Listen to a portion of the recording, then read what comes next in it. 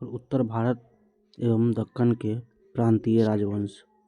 जौनपुर की स्थापना फिरोज तुगलक ने अपने चचेरे भाई जौना खां मोहम्मद बिन तुगलक की स्मृति में की थी। सुल्तान मोहम्मद शाह द्वितीय के शासनकाल 1394 ईस्वी में जौनपुर एक स्वतंत्र राज्य बना। इसका संस्थापक मलिक सरवर था, जिसने स्वतंत्र सरकी राज्य की स्थापना की। मलिक सरवर मोहम्मद शाह द्वितीय का दास था। सुल्तान ने उसे मलिक उस सर्क पूर्व का स्वामी तथा ख्वाजा ए जहां की उपाधि प्रदान की थी। सरकी शासकों में लगभग 85 वर्षों तक जौनपुर की स्वतंत्रता को स्थापित रखा, किंतु 1479 ईस्वी में बहलोल लोदी ने इसके अंतिम शासक हुसैन शाह सरकी को पराजित कर जौनपुर को पुनः दिल्ली सल्तनत का अंग बना लिया। इब्राहिम शाह सरकी 1402 से 1440 ईस्वी गजेटियर ऑफ इंडिया के अनुसार 1401 ईस्वी, जबकि जौनपुर डिस्ट्रिक्ट गजेटियर के अनुसार 1402 ईस्वी जौनपुर के सरकी वंश का सबसे महान शासक था। उसके शासनकाल में एक नवीन प्रकार की शैली, जिसे सरकी शैली कहते हैं, का उदय हुआ। उसके समय में जौनपुर की सांस्कृतिक ख्याति चारों तरफ फैल गई और जौनपुर सिराजे हिंद नाम से विख्यात हो गया। विद्यापति ने कीर्तिलता काव्य में जौनपुर और इब्राहिम शाह का सुंदर वर्णन किया है। 1420 ईस्वी में अली शाह का भाई शाही खां जैन उल आबेदीन के नाम से कश्मीर के सिंहासन पर बैठा। वह कश्मीर का सबसे महान शासक हुआ। उसकी धार्मिक उदारता के कारण उसकी तुलना मुगल बादशाह अकबर से की जाती है। उसने जजिया कर हटा दिया तथा गौ हत्या को निषिद्ध कर दिया।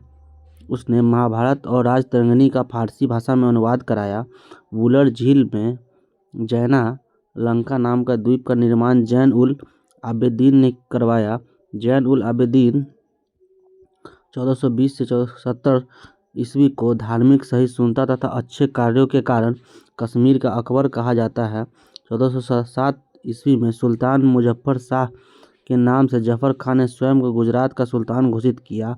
इसने मालवा के शासक हुसंग शाह को पराजित कर उसकी राजधानी धार पर अधिकार कर लिया, किंतु बाद में उसने उसका राज्य वापस कर दिया। 1458 ईस्वी में फतेह शाह सिंहासन पर बैठा। उसने अबुल फतेह मोहम्मद की उपाधि ग्रहण की, परंतु इतिहास में वह मोहम्मद बेगरा के नाम से विख्यात हुआ। इसकी मुख्य विजय चंपानेर और गिरनार के दृढ़ किलों की थी। दक्कन के अमीरान सादाह के विद्रोह के परिणाम स्वरूप मोहम्मद बिन तुगलक के शासनकाल में बहमनी साम्राज्य की स्थापना हुई। जफर खां हसन गंगू 1347 से 1358 नामक एक सरदार अलाउद्दीन हसन बहमन शाह की उपाधि धारण करके 1347 ईस्वी में सिंहासन रूढ़ हुआ और बहमनी साम्राज्य की नींव डाली। उसने गुलबर्गा को अपने नव संस्थापित साम्राज्य की राजधानी बनाया तथा उसका नाम अहसानाबाद रखा। अपने साम्राज्य के शासन के लिए उसने इसे 4 तरफों अथवा प्रांतों में विभाजित किया: गुलबर्गा, दौलताबाद, बरार और बीदर। बहमनी राज्य के स्वतंत्र हुए राज्य हैं बरार, जो संस्थापक था फतेहउल्लाह इमादत शाह, राजवंश था इमादत शाही वंश। बीजापुर यूसुफ आदिल शाह इसके संस्थापक थे और राजवंश था आदिल शाही वंश। अहमदनगर मलिक अहमद निजाम शाही वंश था। गोलकुंडा कुली कुतुब शाही वंश। बीदर अमीर अल बरीद शाही वंश था। बीजापुर का शासन इब्राहिम आदिल शाह द्वितीय एवं महान विद्या प्रेमी तथा विद्या का संरक्षण था। उसकी प्रजा उसके उदार दृष्टिकोण के कारण उसे जगत गुरु की उपाधि से संबोधित करती थी। गरीबों की सहायता करने के कारण उसे अबला बाबा या निर्धनों का मित्र भी कहा जाता था। इब्राहिम आदिल शाह द्वितीय ने हिंदी संगीत संग्रह किताबे नौरस की रचना की। उसी के काल में फरिश्ता ने तारीखे फरिश्ता नामक प्रसिद्ध इतिहास ग्रंथ की रचना की। इतिहास ने नौरसपुर नगर की स्थापना की तथा उसे अपनी राजधानी बनाया। बीजापुर के मोहम्मद आदिल शाह का मकबरा गोल गुंबद के नाम से विख्यात है। यह भारत के विशालतम ऐतिहासिक भवनों में शामिल है तथा विश्व के विशालतम गुंबदों में से एक है। गुजरी महल राजा मानसिंह तोमर 1486 से 1516 ईस्वी के मध्य में बनवाया गया। वर्तमान में गुजरी महल को संग्रहालय का रूप दे दिया गया है। जौनपुर नगर निम्नलिखित में से किसकी स्मृति में स्थापित किया गया था? आंसर हो जाएगा बी, मोहम्मद बिन तुगलक।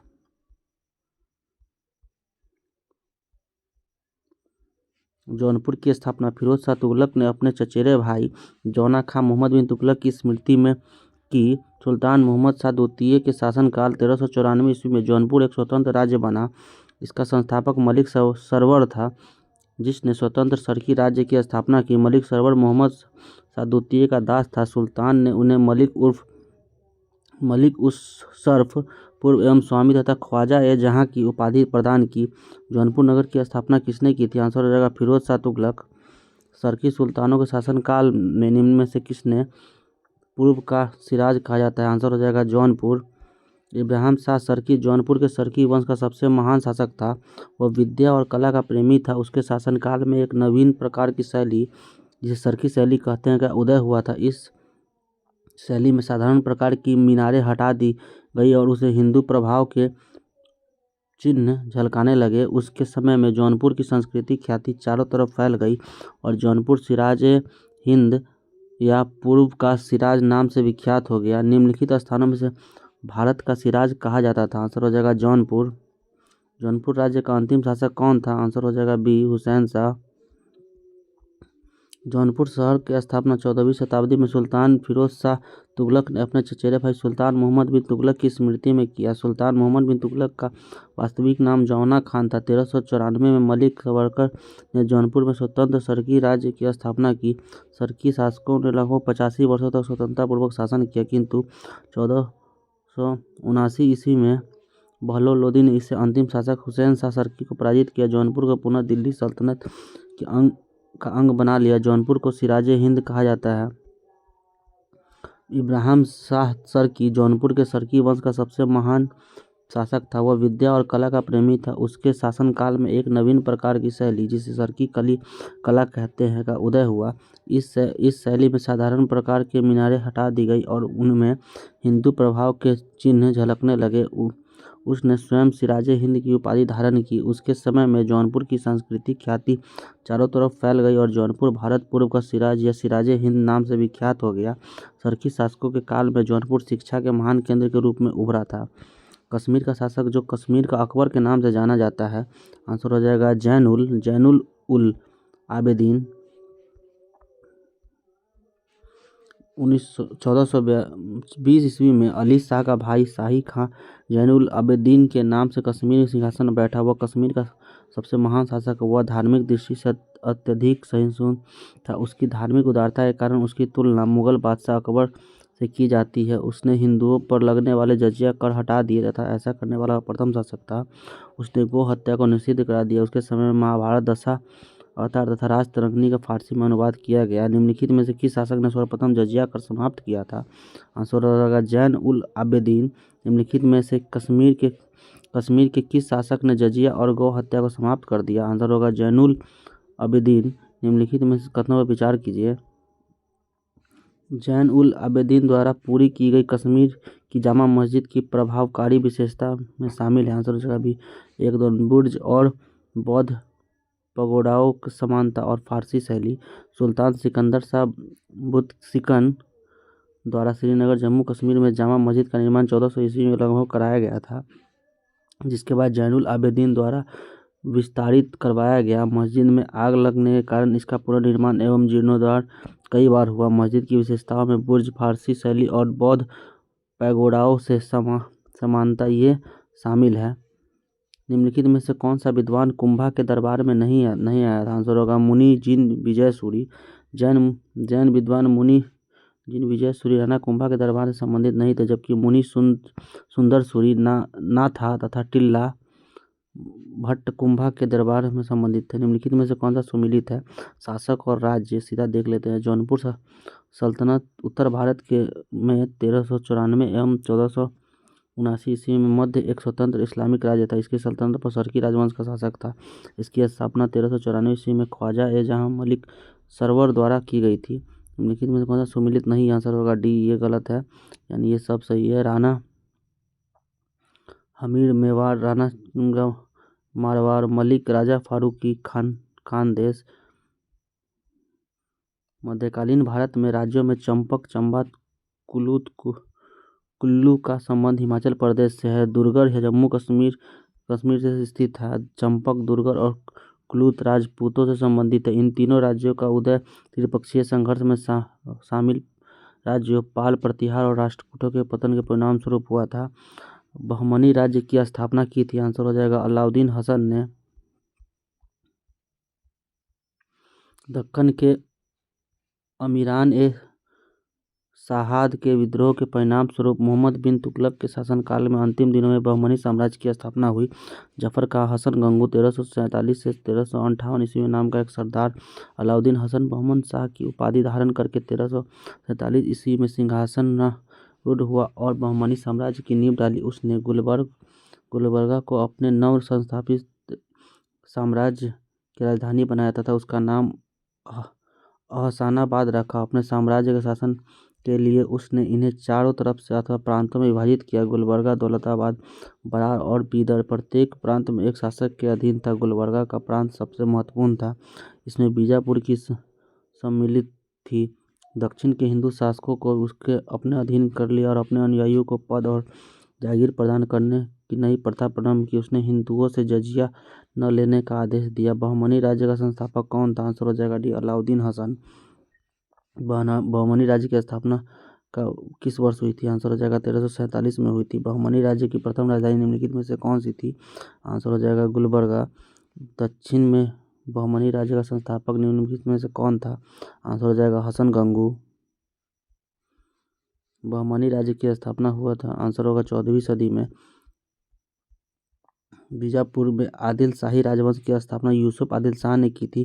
कुतुबशाही वंश की स्थापना गोलकुंडा के कुली कुतुब शाह ने की थी। निजाम शाही वंश की स्थापना अहमदनगर में मलिक अहमद ने की थी। सरकी शाही राजवंश ने जौनपुर का शासन किया तथा इस वंश की स्थापना मलिक सरवर नामक हिजड़े ने की थी। निम्नलिखित मुस्लिम शासकों में से किस एक को उसकी धर्मनिरपेक्षता में आस्था के कारण उसकी मुस्लिम प्रजा जगत गुरु कहकर पुकारती थी? आंसर हो जाएगा इब्राहिम आदिल शाह। बीजापुर के शासक इब्राहिम आदिल शाह द्वितीय एवं महान विद्या प्रेमी के विद्या का संरक्षक था। उसकी प्रजा उसके उदार दृष्टिकोण के कारण उसे जगत गुरु की उपाधि से संबोधित करती थी। गरीबों की सहायता करने के कारण उसे अबला बाबा या निर्धनों का मित्र भी कहा जाता था।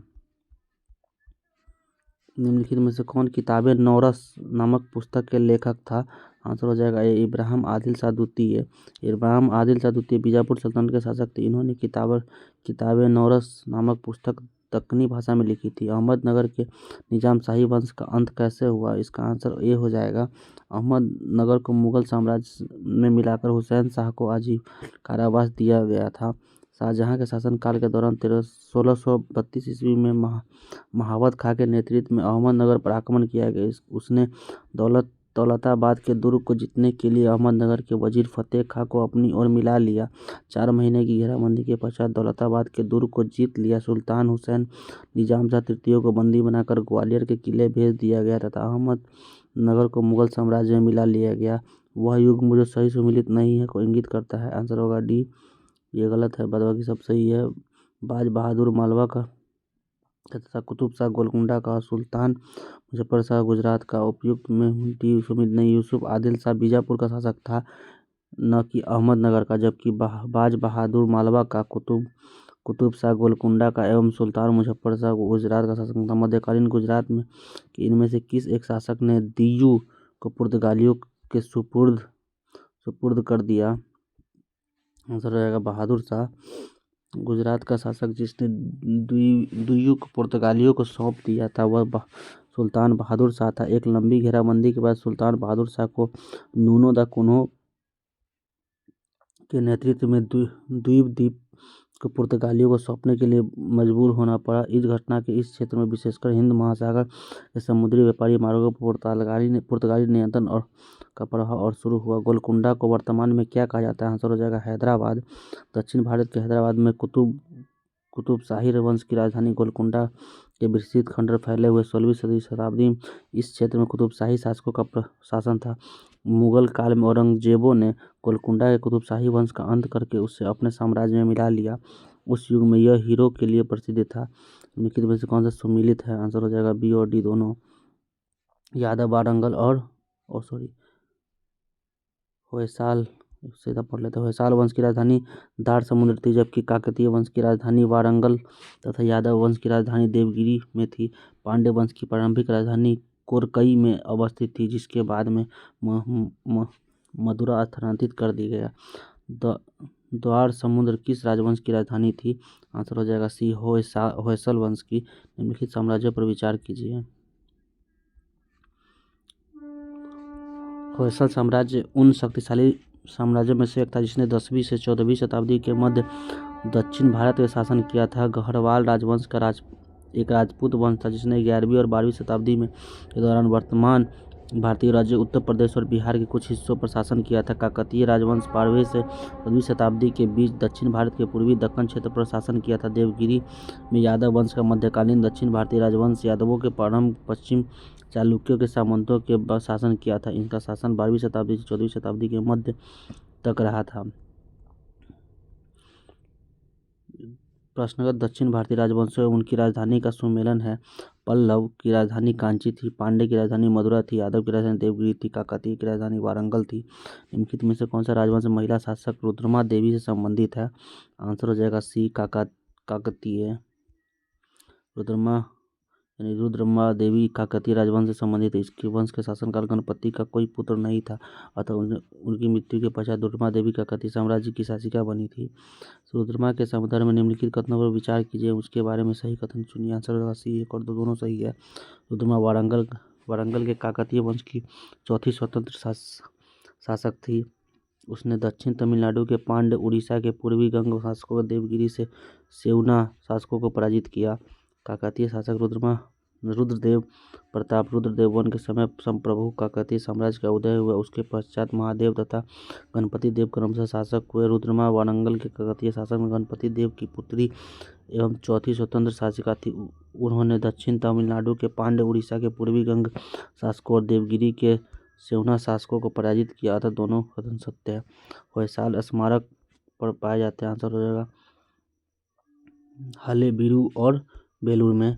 होयसाल राजवंश की राजधानी द्वार समुद्र का वर्तमान नाम हलेबीडु है, जो कर्नाटक के हासन जिले में है। इसकी ख्याति इसकी स्थापत्य की विरासत के कारण है। हलेबीडु के वर्तमान मंदिरों में होयसलेश्वर का प्राचीन मंदिर विख्यात है। यह मंदिर 12वीं-13वीं सदी का है। होयसाल काल में निर्मित चेन्ना केशव मंदिर बेलूर में अवस्थित है। इस मंदिर का निर्माण होयसाल वंश के शासक विष्णुवर्धन ने प्रारंभ करवाया था। होयसलों की प्राचीन राजधानी द्वार समुद्र का वर्तमान नाम है। आंसर हो जाएगा हलेबीडु। निम्नलिखित में से किस स्मारक में वह गुंबद है जो संसार के विशालतम गुंबदों में से एक है? 35 का आंसर हो जाएगा गोल गुंबद। बीजापुर का गोल गुंबद। बीजापुर के मोहम्मद आदिल शाह का मकबरा गोल गुंबद के नाम से विख्यात है। यह भारत के विशालतम ऐतिहासिक भवनों में शामिल है तथा विश्व के विशालतम गुंबदों में से एक है। इसका भाग देखने में एक प्याले की भांति लगता है तथा इसके प्रत्येक कोने पर कंगूरों की व्याख्या है। निम्नलिखित स्मारकों में से कि उसने संबंधित शासक से सुमेलित करे। नीचे फोटो को सही स्मारक और शासक: दोहरा गुंबद सिकंदर लोदी का, अष्टभुजीय मकबरा शेरशाह का है, सत्य मेहराबीय मकबरा बलबन का है, गोल गुंबद मोहम्मद आदिल शाह का मकबरा है।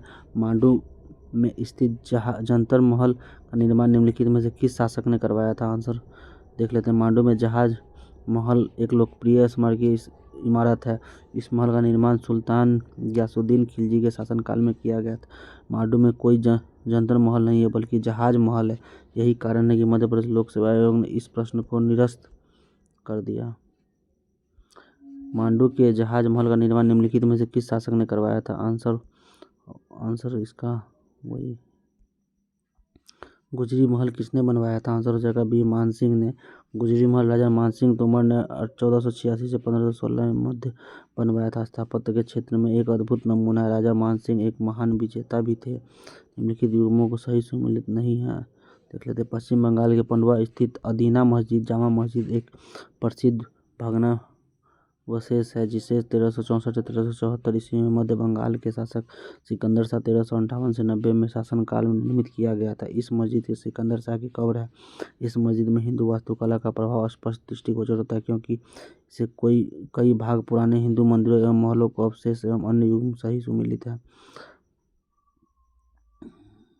स्मारक और निर्माता देख लेते हैं। स्मारक और निर्माता अटाला देवी मस्जिद इब्राहिम शाह सर्की का है। छोटा सोना मस्जिद वर्ली मोहम्मद का। कदम रसूल नुसरत शाह का। अदीना मस्जिद पांडुआ सिकंदर शाह का मकबरा। दक्षिण भारत के पोलीगार कौन थे? आंसर हो जाएगा क्षेत्रीय प्रशासकीय और सैन्य नियंत्रक। पोलीगार एक सामंतवादी उपाधि थी जो दक्षिण भारत के नायक और शासकों द्वारा 16वीं से 18वीं शताब्दी के दौरान नियुक्त किए गए क्षेत्रीय प्रशासकों और सैन्य नियंत्रकों के एक वर्ग को प्रदान की गई थी।